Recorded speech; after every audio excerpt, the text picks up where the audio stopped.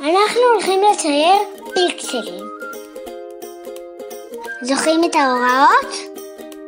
אם יש לנו A1, נחפש את עמודה A, נחפש את שורה 1, נקודת המפגש היא A1.